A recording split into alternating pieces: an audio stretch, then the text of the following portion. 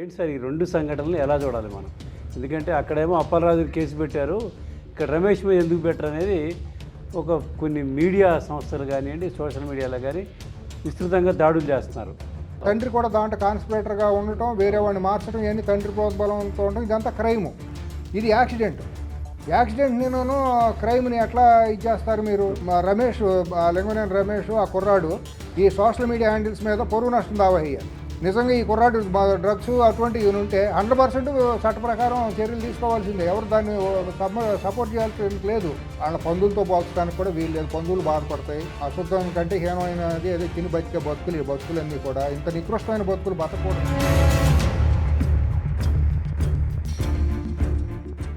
నమస్తే, తెలుగు వన్ న్యూస్కి స్వాగతం. ఆంధ్రప్రదేశ్ చెందిన రాజ్యసభ సభ్యుడు లింగమనేని రమేష్ వాళ్ళ అబ్బాయి గత ఆదివారం ఆగస్టు 16వ తారీఖు నాడు ఈ మాదాపూర్లో చిన్న యాక్సిడెంట్ జరిగింది. ఆ యాక్సిడెంట్లో ఒక యువతి మృతి చెందింది. దీనికి సంబంధించి సోషల్ మీడియాలో చిలువలు పలవలుగా వాస్తవాలకు విరుద్ధంగా విస్తృత ప్రచారం చేస్తున్నారు. ఇదే నేపథ్యంలో ఆంధ్రప్రదేశ్లో మాజీ మంత్రి సీదిరి అప్పలరాజు కుమారుడు చేసిన ప్రమాదాన్ని దీన్ని పోల్చి అక్కడ చర్యలు తీసుకున్నప్పుడు ఇక్కడ ఎందుకు తీసుకోరంటూ మూర్ఖంగా కొంతమంది వ్యవహరిస్తున్నారు. దీనికి సంబంధించి విశ్లేషించేందుకు సువేర గారు మనతో ఉన్నారు. నమస్తే సువేర గారు. నమస్కారం. ఏంటి సార్ ఈ రెండు సంఘటనలు ఎలా చూడాలి మనం? ఎందుకంటే అక్కడేమో అప్పలరాజు కేసు పెట్టారు, ఇక్కడ రమేష్ మీద ఎందుకు పెట్టరు అనేది కొన్ని మీడియా సంస్థలు కానివ్వండి, సోషల్ మీడియాలో కానీ విస్తృతంగా దాడులు చేస్తున్నారు. అసలు ఏం జరిగింది ఏమిటి? ఇది చాలా దుర్మార్గంగా ఏంటంటే సోషల్ మీడియా అనేది యాంటీ సోషల్ మీడియాగా మారిపోవటం అనేది చాలా రోజులుగా జరుగుతుంది. ఇక్కడ మరీ దౌర్భాగ్యం ఏంటంటే హైదరాబాద్ బేస్డ్గా సెంట్రలైజ్డ్ అయిపోయిన మీడియా, యూట్యూబ్ వాళ్ళు, ఈ సోషల్ మీడియా ఇన్ఫ్లుయెన్సర్లు అనే పేరుతో ఉండే ఈ ప్రాస్టిట్యూట్స్ కంటే దిగజారిపోయిన ఎదవలందరూ కూడా తలొక ఇన్స్టాగ్రామ్లోను, ట్విట్టర్లోను, ఫేస్బుక్లోను అకౌంట్లు పెట్టుకుని పెయిడ్ అనమాట. వీళ్ళు అమ్ముడుపోయి ఎవరికో కాదు, వాళ్ళు అమ్ముడుపోయింది ఎవరంటే ఇటువంటి ఎదవలందరూ అమ్ముడుపోయింది. అటు బీఆర్ఎస్కి, వైసీపీకి అమ్ముడుపోయి ఈ ట్వీట్లు చేసిన వాళ్ళందరూ కూడా ఆ బ్యాచ్కి చెందిన వాళ్ళే. ఎంత దుర్మార్గం అంటే దొన్నేనిందంటే దోణ కట్టేయమనేసి అసలు అక్కడ జరిగిన వాస్తవాలు వేరు. అందరూ చదువుకునే ఎదవలే. ఇప్పుడు ట్వీట్లు చేసేవాళ్ళందరూ గొడ్డను కాసుకునే వాళ్ళునూ ఏ చదువు సంఖ్య లేని వాళ్ళేం కాదు. అందరికీ పేరుకు డిగ్రీలు ఉన్నాయి. అందరూ అదేమంటే పెద్ద ఏదో మేము జర్నలిస్టులు అనే ఒక పేరు పెట్టుకుంటున్నారు. అది ఒక దరిద్రం. మీ జర్నలిజం కమ్యూనిటీకి అది ఒక దరిద్రంగా తగులుకుంది. వాళ్ళ ఈ మీడియా మార్పులు చెందుతున్న కొద్దికి ఇదైపోతుంది, దుర్మార్గంగా తయారైంది. అసలు మరి వర్కింగ్ జర్నలిస్టులు ఇటువంటి అసోసియేషన్లో ఇండియన్ ప్రెస్ కౌన్సిల్ వీళ్ళు ఎందుకు ఊరుకుంటున్నారో మనకు తెలియట్లా, నిర్వీర్యం అయిపోయి. ఇప్పుడు ఇది మొన్న జరిగింది 16వ తారీఖు సాయంత్రం ఎప్పుడో జరిగిందంటే, సాయంత్రం 3 గంటలు, ఇప్పుడు మధ్యాహ్నం జరిగింది. 3 గంటలు జరిగితే వీళ్ళు అసలు ఇష్టానుసారం ఆ సాక్షిలో మొదలైంది ఈ ప్రచారం. అసలు దాన్ని లీడ్ చేసుకుంటే ప్రతి ఒక్కడు కూడా శవాల మీద పేలాలు ఏరుకున్నట్టు, రాబందులు ఎక్కడ శవాలు ఉంటే పశువులు కళ్యాపారాలు ఉంటే అక్కడ రాబందులు వాలిపోయినట్టు ఈ ఎదవలందరూ ఇక దాన్ని పట్టుకొని వాళ్ళకి మెయిన్ ఏజెండా ఏంటి బీఆర్ఎస్కి, వైసీపీకి.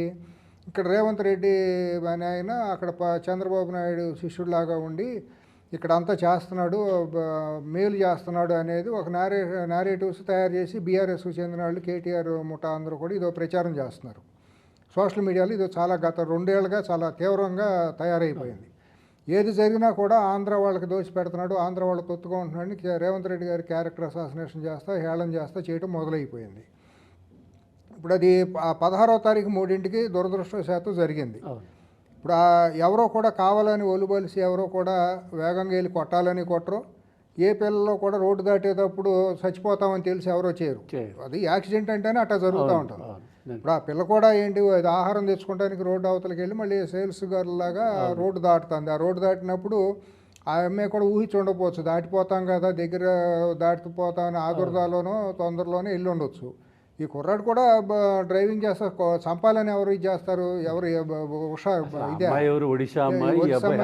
తెలిసినా కూడా ఎవరు తెలిసి ఎవరు చేస్తారు? అది వీళ్ళేంటంటే వ్యక్తిత్వ హననాలు చేసుకుంటా ఖరీదైన కారులో ఉన్న వాళ్ళందరూ విలన్లాగా మాట్లాడటం అనేది ఈ భావదారిత్రిని లెఫ్టిస్ట్ ఓరియంటెడ్గా ఉన్నటువంటి మేము వామపక్ష భావజాలం అని చెప్పి తగిలేడేవాళ్ళు వీళ్ళందరూ సోషల్ మీడియాలోను మీడియాలో జర్నలిస్టులుగా చెప్పుకునే ఎదవలందరూ లంపెన్గాళ్ళు, సంఘ వ్యతిరేకులు. ఇప్పుడు డబ్బులు ఉండాలందరూ నేరస్తులు దుర్మార్గులను విలన్లు అవుతారా? పేదాడే గొప్పవాడు అవుతాడా? కాదు. వాడు రోడ్డు మీద నడుస్తా అంటే వెంకటేశ్వరరావు గారు మీరు కారు కానీ బైక్ కానీ వేసుకుంటూ వెళ్తే ఇప్పుడు ఒక బైక్ కనుక నడిచేవాడిని కొడితే బైక్ ఆడి తప్పు, కారు ఆడి కొడితే ఇంకా పెద్ద తప్పు అన్నట్టు ఒక దుర్మార్గమైన ఇది వెళ్తుంది. కనీసం రోడ్డు దాటేటప్పుడు స్పృహ జ్ఞానం కూడా ఎవరికి ఉండదు. ఇది దాటాలా వద్దా అనేది కూడా లేదు. ఆపకేం చేసుకుంటారు, వీడి తాత ముత్తాతల ముల్లిలాగా.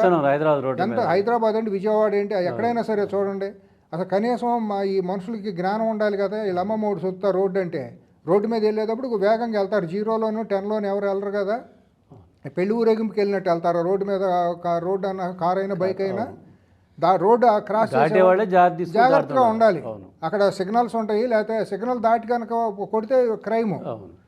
ఏమండి అదేం కాకుండా రోడ్డు మధ్య నడి మధ్యలో నడుచుకుంటూ వెళ్తాము, మమ్మల్ని ఏం చేసినా మా కారు అడిది వీళ్ళది తప్పు అంటాం, లేదంటే వాళ్ళ తండ్రి ఎంపీ లేకపోతే ఇంకోటి ఏ పార్టీయా ఆ పేర్లు అప్రస్తుతం.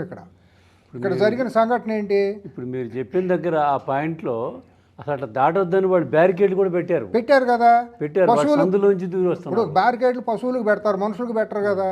ఇవాళ సిటీలో ఉండాలందరూ చదువుకున్న ఎదవలే కదా. పశువుల కంటే ఐటీ జోన్ కదా, పశువుల కంటే హీనంగా ఈ విద్యార్థులు వీళ్ళందరూ గొర్రెల్లాగా దాటుతున్నారు కదా. దాని గురించి ఎవడో మాట్లాడేంటి? ఎదవలందరూ టీవీలో వీటిల్లో సోషల్ మీడియాలో మాట్లాడేవాళ్ళు, నీతులు సూక్తులు చెప్పేవాళ్ళు. డజంట్ మీన్ నేను ఆ కుర్రాన్ని సపోర్ట్ చేయటం అనేది కాదండి. ఇక్కడ వాస్తవం మాట్లాడుతున్నాం. ఇప్పుడు అక్కడ ఏమైంది, దురదృష్టవశాత్తు పాపం ఆమె రోడ్ యాక్సిడెంట్ గురైంది. అవగానే ఒక 20 అడుగులు దాటగానే కారు ఆపేశాడు. ఈ బయట కేకలేశారు. ఆ కుర్రాడికి కూడా తెలిసి ఉంటుంది తగిలిందని చెప్పి గబుక్కుని పక్కకు కూడా తీయకుండా మధ్యలో ఆపేసి కారుకి డోర్ తీసుకుని వచ్చేసాడు అక్కడికి. ఆ అమ్మాయితో పాటు వచ్చిన కొలీగ్స్ కూడా దాటుతున్నట్టు ఉన్నారు బహుశా చూస్తా అంటే. అవి అమ్మాయిలు ఉన్నారు, వాళ్ళు కూడా ఆ అమ్మాయిని పట్టుకుని ఇచ్చేశారు.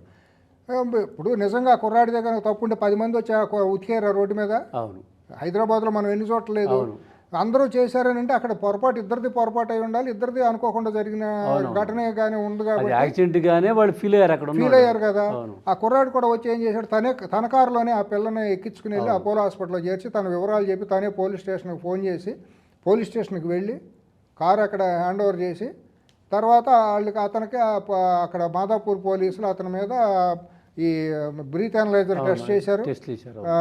మాదక ద్రవ్యాలు ఏమైనా మొత్తులో ఉంటే బ్లడ్ శాంపిల్స్ అన్నీ తీసుకున్నారు. ఏమీ లేవని తేలిన తర్వాత చట్ట ప్రకారం బిఎన్ఎస్ సెక్షన్ ప్రకారం 106 ఒక సెక్షన్ ప్రకారం ఏంటంటే రోడ్డు ప్రమాదానికి గురైనప్పుడు 7 ఏళ్ల లోపు శిక్ష.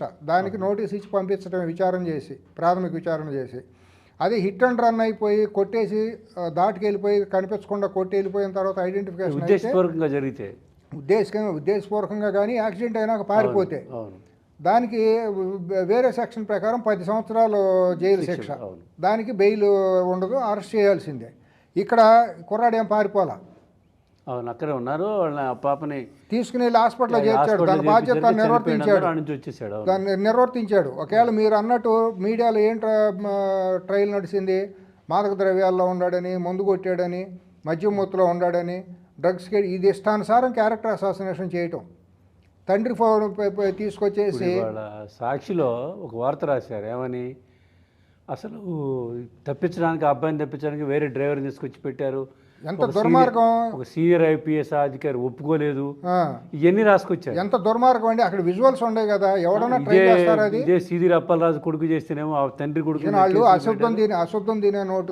దానికి దీనికి కంపారిజన్ ఎట్లా? వెంకటేశ్వర గారు వాళ్ళు మనుషులు కాదు, వాళ్ళ పందులతో పోల్చడానికి కూడా వీలు లేదు. పందులు బాధపడతాయి. అశుద్ధం కంటే హీనమైనది అదే తిని బతికే బతుకులు. ఈ బతుకులన్నీ కూడా ఇంత నికృష్టమైన బతుకులు బతకూడదండి. మనిషిగా పుట్టినాడు, మంచిని మంచి చెడు అని మాట్లాడాలి. ఇవాళ మనం బాధ్యతగా ఉన్నప్పుడు మనం ఇక్కడ మీరు పిలిచి మాట్లాడినప్పుడు నేను ఎవరికి ఏజెంట్ను కాదు, నేను ఏ పార్టీలోని సభ్యుడిని కాదు. పార్టీలో సభ్యత్వం ఉండా నిజం మాట్లాడాలి తప్పించి భజన చేయటం అనేది తప్పు.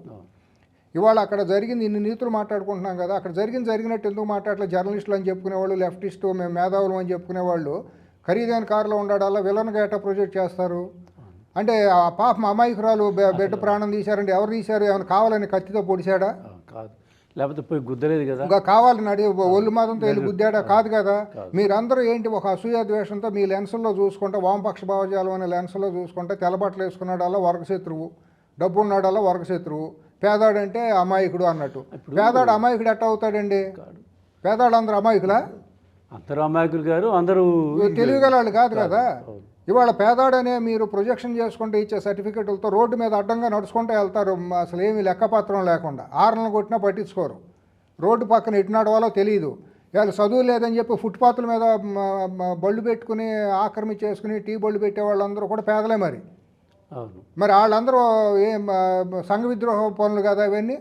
ఫుట్పాత్ల మీద వ్యాపారాలు పెట్టడం కానివ్వండి, లేకపోతే ఫుట్పాత్ మీద నడవకుండా నడిచే వాళ్ళందరూ పేదరికంతో ఇది చేస్తారా, దాటిపోతారా తప్పుల్ని? అసలు ఇప్పుడు సీదిరప్పలరాజు వాళ్ళ కొడుకు చేసిన యాక్సిడెంట్కి దీనికి ఎక్కడన్నా పోలిక ఉందండి? ఏమిటి ఆ పోలికలు ఏంటి అసలు? ఇప్పుడు సీదిరప్పలరాజు కొడుకు అనేవాడు వాడు తాగాడో తాగలేదు గుద్దేసి వెళ్ళిపోయి వేరే డ్రైవర్ని అక్కడ పెట్టేసుకునే టైంలో ఇప్పుడు ఇవాళ మొత్తం ప్రపంచం మొత్తం అంతా కూడా సర్వేలెన్స్లో ఉంది, సీసీ కెమెరాల్లో మొత్తం ఆల్మోస్ట్ ప్రపంచం అంతా ఉంది.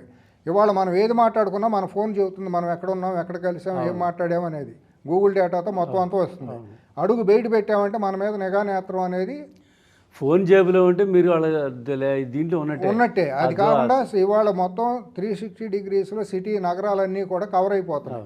ప్రతి మూమెంటు మనం అడుగు బయట పెట్టగానే మనం రికార్డ్ అయిపోతుంది. ఏది మనం అబద్ధం మాట్లాడటానికి లేదు అని చెప్పడానికి వీల్లేదు. దాంట్లో సీసీటీవీలో వాడు పట్టుబడ్డాడు. వేరే అమ్మాయికి ఒక కుర్రాన్ని తీసుకెళ్ళి పెట్టడం, వాడిని చెక్ పోస్టులు దాటిచ్చేటట్టు ఇది చేయటం, ఇదంతా కూడా నాన్ బెయిలబుల్ సెక్షన్ కిందను కుట్రల కింద కఠినమైన నేరం కిందకు వచ్చింది. నేరాన్ని ప్రోత్సహించడం, కాన్స్పిరసీ అన్నీ కూడా. తండ్రి కూడా దాంట్లో కాన్స్పిరేటర్గా ఉండటం, వేరే వాడిని మార్చడం, ఇవన్నీ తండ్రి ప్రోద్బలంతో ఉండటం, ఇదంతా క్రైము. ఇది యాక్సిడెంట్ నేను క్రైమ్ని ఎట్లా ఇది చేస్తారు మీరు? పైగా ఆయన రమేష్ గారు నిన్న ప్రకటన కూడా చేశాడు. ఆ కారు నడిపినప్పుడు మా అబ్బాయి ఉన్నాడు. అవును, మా అబ్బాయి నడిపినప్పుడే జరిగింది. దీనికి సంబంధించి పోలీస్ స్టేషన్లో కూడా మా కారు అప్పచెప్పాము. ఒడ్డే గారు, మాదాపూర్ పోలీసులు చాలా చట్ట ప్రకారం పద్ధతిగా చేశారు, హానెస్ట్గా చేశారు. వాళ్ళు ఎక్కడ కూడా ఒత్తిడికి లోని కాలేదు, ఎవరో ఫోన్లు చేయలేదు. ఏంటి ఒక కాంట్రాక్టర్ ఉన్నాడు, కాంట్రాక్టర్ కాపాడుతున్నాడని మీ మీ కడుపు మంట, మీ పర్సనల్ రైవలరీలు అంటే మీరు చూసుకోండి. పిల్లల మీద పెట్టేసి కాంట్రాక్టర్ కాపాడేయడానికి దుర్మార్గమైన వార్తలు రాయటం ఏంటి? 3 రోజులు తొక్కిపెట్టి ఎవరు తొక్కిపెట్టారు? మీకేం పోయే కాలం వచ్చింది? మీడియా సంస్థలు మీరు ఉండేగా, మీరు రాసుకోవచ్చుగా. ఎవరు తొక్కి పెడతారు? పోలీసులు రోజు కాదండి, పోలీసులు కమిషనర్ వచ్చి సిపి వచ్చి ప్రెస్ మీట్ పెట్టాలా? ఇవాళ పలానా జరిగింది, యాక్సిడెంట్ జరిగింది, దాంట్లో పలానా వాళ్ళ అబ్బాయి ఉన్నాడు. 16వ తారీఖు నాడే ఎఫ్ఐఆర్ ఇష్యూ అయింది. అప్పటికే నోటీస్ ఇచ్చారు. 19వ తారీఖు ఉదయం అటెండ్ కావాలి మీరు నోటీస్ ఇచ్చారు. అడ్వకేట్తో గ్యాప్ ఎక్కడ ఉంది? అడ్వకేట్తో వెళ్ళాడు, సమాధానం చెప్పుకున్నాడు, వచ్చాడు. అడ్వకేట్కి వెళ్తాం తప్పెట్ అవుతుంది? ఎందుకు అవుతుంది? కాదు కదా, చట్ట ప్రకారం సపోర్ట్ అడ్వకేట్ దానికోసం ఉంటారు. వెళ్ళారు, విచారణ చేశారు, చట్ట ప్రకారం జరిగింది. మీరు మీ దుగ్ధని, మీ కడుపు మంట ఎందుకు ఈ రకమైనటువంటి ప్రచారం? అంటే అక్కడ ఏంటంటే ఆ రమేష్కి వేరే కాంట్రాక్టర్కి సంబంధాలు ఉన్నాయి, స్నేహాలు, మనుషులం గట్ట అందరికీ ఉంటాయి. నీకు లేవా? వ్యాపారవేత్తే కదా. కాదండి, నీకు ఉన్నాయి కదా. నీకుంటేనే కదా ముందు నువ్వు మీ ఇద్దరు ఒకే ముట్టిని దేకారు కదా. మీ ఇద్దరు కొట్టుకున్నారు కాబట్టి మీ కక్ష తీర్చుకోవడానికి వేరే అమాయకుల్ని, పసిపిల్లల్ని బాగా టార్గెట్ చేయటం ఏంటి? అంటే శవాల మీద పేలాలు ఏరుకుంటాం కాదు. అసలు నక్కకే నాగలోకానికి ఉండదు, బోడిగుండికి మోకాలికి ముడేసినట్టు ఆ కుర్రాడి యాక్సిడెంట్ అవ్వటం ఏంటి? ఎవడో కాంట్రాక్టర్ వచ్చి రేవంత్ రెడ్డితో చెప్పి అరెస్ట్ కాకుండా కాపాడటం ఏంటి? డ్రగ్స్ ఉండయని చేయటం ఏంటి? ఇవాళ రమేష్, లింగనేని రమేష్, ఆ కుర్రాడు ఈ సోషల్ మీడియా హ్యాండిల్స్ మీద పొరుగు నష్టం దావా వేయాలి. ఎవరెవరైతే ఈ టీవీ ఛానల్స్ పేరుతో మాట్లాడారో వేయించాలి. ఎందుకంటే ఇది దుర్మార్గమైందండి. క్యారెక్టర్ అసాసినేషన్ చేసి ఫోటోల్ని సోషల్ మీడియాలో పెట్టి ఒక విలన్లుగా చిత్రీకరించడం. ఈ లెఫ్టిస్ట్ ఓరియంటెడ్గా చెప్పుకునే మేధావులనే లంపెన్ అందరూనేమో రకరకాల వార్తా కథనాలు ఇచ్చి అరెస్ట్ చేయలేదు, ఆంధ్రోడు కాబట్టి అరెస్ట్ చేయలేదు, రేవంత్ రెడ్డి అదేంటి చంద్రబాబు నాయుడు కులం కాబట్టి అరెస్ట్ చేయలేదు. ఈ కులాలు, ఈ రొచ్చు, ఇదేంటంటే దుర్మార్గం కాకపోతే కాదు కదా. ఎంత దుర్మార్గం, ఇంత నికృష్టంగానే సోషల్ మీడియా అనేది వాస్తవాలు తెలుసుకోకుండా. ఇప్పుడు జర్నలిస్ట్ అనే పేరు పెట్టుకున్నాడికి బిఎన్ఎస్లో సెక్షన్ ఏంటి, యాక్సిడెంట్ అయితే ఏ సెక్షన్ అనేది తెలుసుకు తగులాడిన తర్వాత నువ్వు వార్త పెట్టు. అరెస్ట్ చేయలేదు అనే మాట నువ్వెవడో రైట్ అని జర్నలిస్ట్ అని పేరు చెప్పుకుని పలానా వార్తాపత్రికలో నేను జర్నలిస్ట్ అనేమో ఉంటుంది ట్విట్టర్ హ్యాండిల్లోను, ఫేస్బుక్లోను. ఇక్కడ నువ్వు చేసేదేమో అశుద్ధమైన వార్తలన్నీనేమో అక్కడ రిపోర్ట్ చేస్తున్నావు. నువ్వు వెళ్ళి నీకేం పోయే కాలం వచ్చింది, వెళ్ళి పోలీసులను అడగొచ్చుగా, కన్ఫర్మ్ చేసుకోవచ్చుగా పోలీసులతో. ఒక యాక్సిడెంట్గా వాళ్ళు కనపడింది, యాక్సిడెంట్గా కేసు ఫైల్ చేశారు. వాళ్ళేం ప్రెస్ ఇక దానికి ఏమైనా అది మర్డర్ అయితే కాదండి, ఒక మర్డర్ ఒక మాట వినండి, అది ఒక మాట వినండి. వాళ్ళు ఏమన్నా ప్రెస్ మీట్ రిలీజ్ చేయాలా పోలీసులు? రోజు చేయాలా? డ్యూటీ ఉందా? పెద్ద ప్రమాదాలు ఏదైనా సరే వాళ్ళ రోజు ఏమైనా పోలీసులకి ఇదో డ్యూటీనా? మీ మీడియాకి అన్నీ తెలియజెప్పటం, ఇక్కడ పిల్లి పిత్తింది, అక్కడ ఎలికి ఈనిందని మీకు చెప్పాలా? అన్ని దాచిపెట్టడం ఏంటి? అది పబ్లిక్ డాక్యుమెంట్. ఎఫ్ఐఆర్ అప్పుడే అయ్యింది, ఎఫ్ఐఆర్ అయింది, నోటీస్ కూడా ఇచ్చారు. నోటీస్ ఇచ్చారు, ఐఎంఏన్ హాస్పిటల్లో చేర్చారు. అవును. మీరు తెలుసుకుని మీరు కథనాలన్నీ వండుకోవడానికి 2 రోజులు మీరు టైం తీసుకుని ఉండండి. 2 రోజులు మీరు కథనాలన్నీ వండి వార్చుకోవడానికి చేసి తర్వాత మీ సోషల్ మీడియా ద్వారా మీరు ప్రచారం మొదలెట్టి దొన్నేందంటే దోణ కట్టేసినట్టు కుర్రాళ్ళని వ్యక్తిత్వ హన్నాలు చేసుకుంటా పార్టీలను లాక్కొచ్చి మనుషులు కులాలను లాక్కొచ్చి కుటుంబాలను లాక్కొచ్చి మీ కుటుంబాలు ఉండటం అందరికి కుటుంబాలు లేవు, మీకంటే లేవు, మీ దిక్కుమాలిన ఉండకూడదు. మీరు అందరూ శవాల మీద పేలాలు ఏరుకున్నట్టు ఆ వచ్చే చిల్లర డబ్బులతో బతుకుతారు. యూట్యూబ్లోనూ ఫేస్బుక్లోను ఇన్స్టాగ్రామ్లో అకౌంట్లు పెట్టుకుని దాని మీద వచ్చే చిల్లరతో బతికి చిల్లర బతుకులు మీ కష్టం అంటే మీకు తెలియదు. సోషల్ మీడియా అనేది మీకు ఒక బతుకుదేరు అయిపోయింది.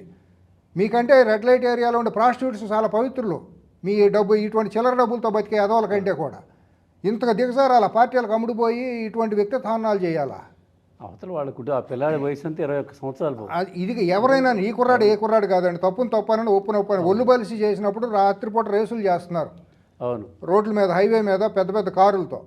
మీరు పోయే కాలం మీరు అది మాట్లాడండి, పోలీసులకి అది చూపించండి, ఆ నెంబర్లు చూపించండి. మీకు తెలియదా? పోనీ ఎక్కడెక్కడ డ్రగ్ పెడ్లర్స్ ఉండరు, ఏ పబ్బుల్లో ఎక్కడ డ్రగ్స్ ఉన్నాయో పట్టుకోండి, దాన్ని తీసుకురండి. సామాజిక మహమ్మారిని మీరు ఎక్స్పోజ్ చేయండి.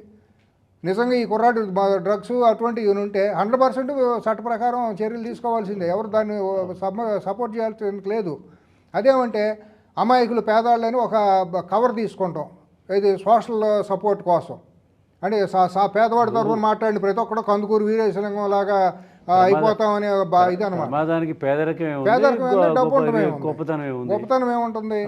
పేదవాడు అనేవాడు ఇష్టానుసారం వాడికి రోడ్లు రాసి ఇచ్చేసారా, ఫుట్పాత్లు, రోడ్లు. అంటే అది ఎక్కడ పడితే అక్కడ అపవిత్రం చేసేయచ్చు, పొల్యూషన్ చేసేయచ్చు, పేదరికాన్ని అడ్డం పెట్టుకుని.